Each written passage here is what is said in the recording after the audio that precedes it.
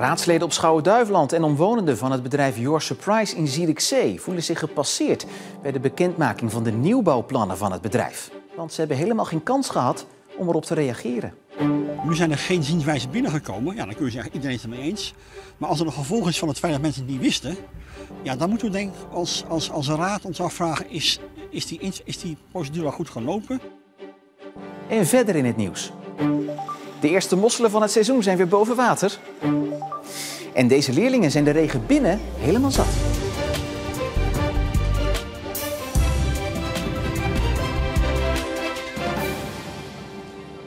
Goedenavond. Ze zijn verbaasd, voelen zich overvallen, maar vooral gepasseerd. Omwonenden en raadsleden zijn niet te spreken over de manier waarop de nieuwbouwplannen van bedrijf Your Surprise naar buiten zijn gekomen. Het bedrijf wil aan de rand van Zierikzee een nieuw pand bouwen dat 2 keer zo hoog is als het huidige. Volgens sommige raadsleden zijn de raad en omwonenden niet goed ingelicht en vrezen omwonenden daarnaast dat de skyline van Zierikzee zo langzaamaan achter een rij grote grijze blokkendozen verdwijnt. De gemeente Schouwen-Duiveland kent het principe van beschermd dorps- of stadsaangezicht. Dat betekent dat er eigenlijk in het aanzien van de stad of dorp weinig mag veranderen. Behalve dan hier kennelijk in Zierikzee, waar de verdozing zich voortzet. En ook nu moet er een 2 keer zo hoog gebouw hierbij komen. Daar vinden wij als CDA vooral van dat het goed overwogen moet worden. Ja. Met de raad, met de hele gemeenschap van Zierikzee en Schouwen-Duiveland.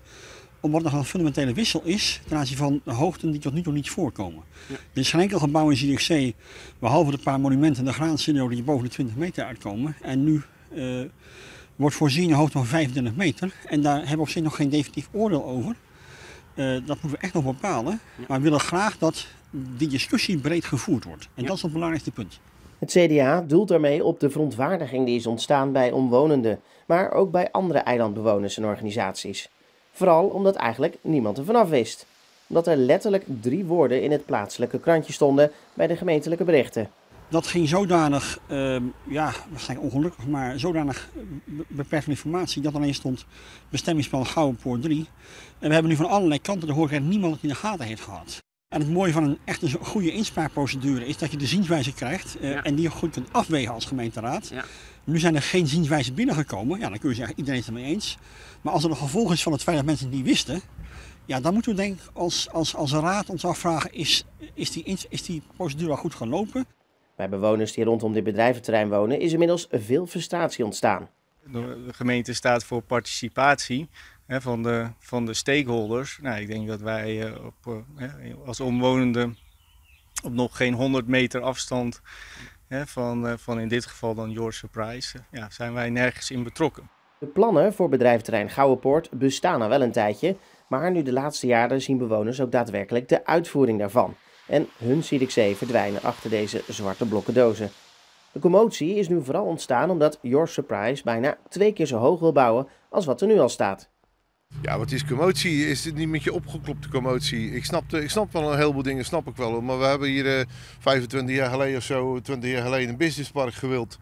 En we zijn blij dat er toch gebouwd is en dat er bedrijven zitten.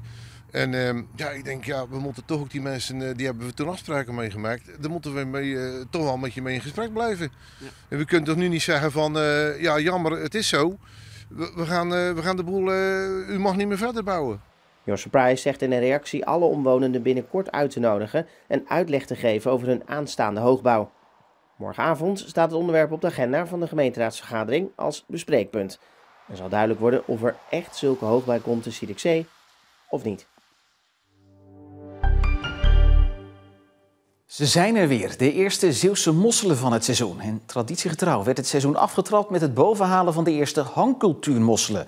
Zo ook vandaag bij Bruinisse. En die mosselen kunnen sneller op je bord liggen dan je denkt.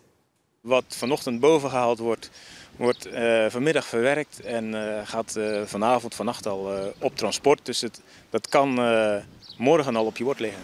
En behalve feest vandaag zien de vissers de toekomst ook zonnig in. Want het nieuwe kabinet in wording is de vissers welgezind. Maar wat dat in de praktijk gaat betekenen is vooralsnog onduidelijk. Ja, dat is de grote vraag. Wij vinden het in ieder geval heel positief dat er weer een extra V in de naam van het ministerie komt. En dat visserij daar ook echt weer hoog op de agenda staat. Het geeft ons wel iets meer hoop op een goede toekomst.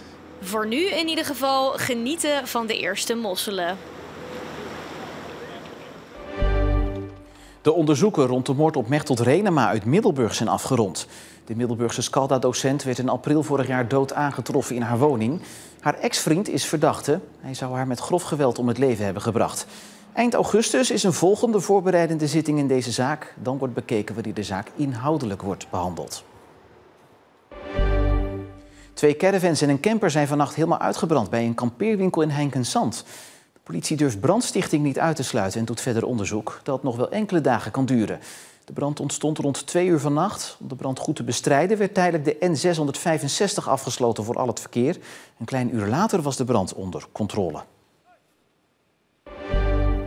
En een tegenvaller voor het evenement Vlissingen Maritiem dat dit weekend plaatsvindt. De organisatie kan geen gebruik maken van de Piet Heinkade in de binnenhaven van de stad. De gemeente heeft gisteren besloten dat de kade voor zeker een week niet gebruikt mag worden, omdat er meerdere mijnen zijn gevonden. Vlissingen Maritiem moet daarom op zoek naar een andere lichtplek voor het grootste schip dat wordt verwacht, de Poolse Darmlodzici. Maar die nieuwe lichtplek is nog niet bekend.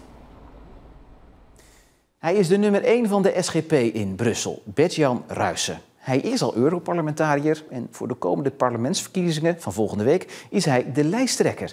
Ruyssen profileert zich dan ook als een echte Zeeuw en houdt zich in het Europees Parlement ook met een echt Zeeuws dossier bezig.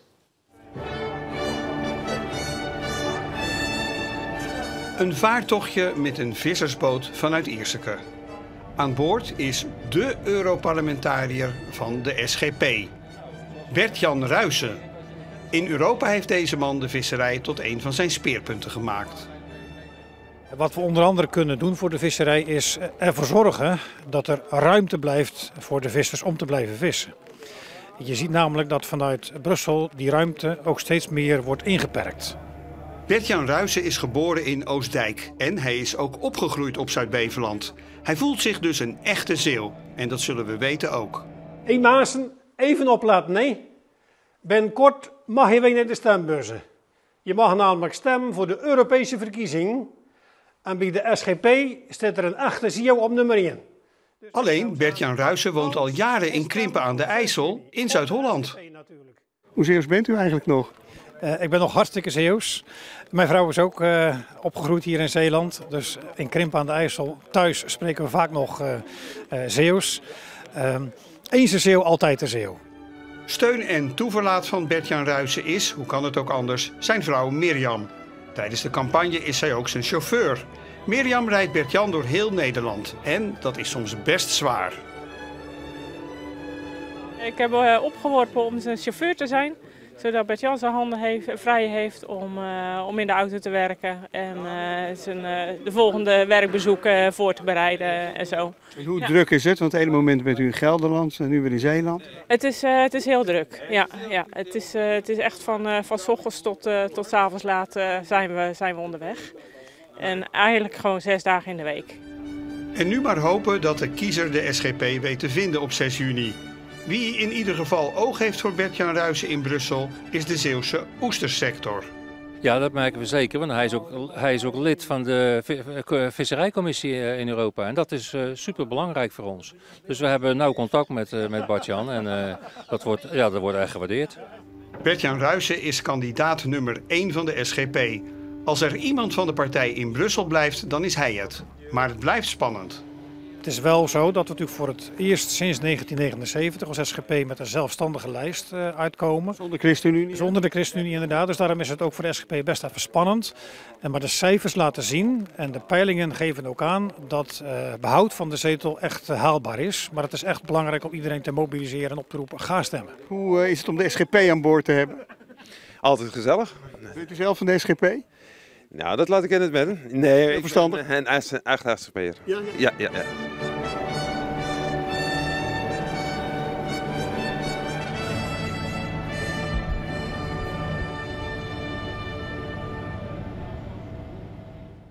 Zo'n 150 kinderen van basisschool Jan Wouter van den Doel in Zierikzee zijn het helemaal zat. En protesteerden daarom in regenkleding en met paraplu. Niet omdat het regende buiten, maar omdat het al een tijdje regent bij hun binnen. De school heeft al lange tijd last van lekkages. En de kinderen willen dat de gemeente Schouwen-Duiveland daar snel iets aan doet. Er zijn al zo vaak mensen geweest, maar er gebeurt niks. Een overstroomd toiletblok, een kapot plafond, tapijttegels uit de vloer en... Er komt allemaal schimmel op de muren. De kinderen en leerkrachten zitten al een paar jaar met dit probleem. Maar sinds 1,5, 2 jaar is het ook echt heftige lekkages. Dat het als watervallen echt stort naar beneden. Ze zijn al een tijdje in gesprek met de gemeente, maar vinden dat het nu tijd is voor actie. Daarom een protest. Symbolisch in regenpak en met paraplu lopen ze naar een parkeerplaats achter de school, waar ze de wethouder tegenkomen met een duidelijke boodschap. Geen woorden, maar daden. Kan dat niet wat sneller? Ja, dat zou je denken, hè? Maar voor je het weet, nee, dat klopt, dat zijn echt langdurige processen. Maar ik denk dat de noodzaak nu zo hoog is dat er wel haast gemaakt moet worden. Wanneer de school daar iets van gaat merken, kan de wethouder nog niet zeggen.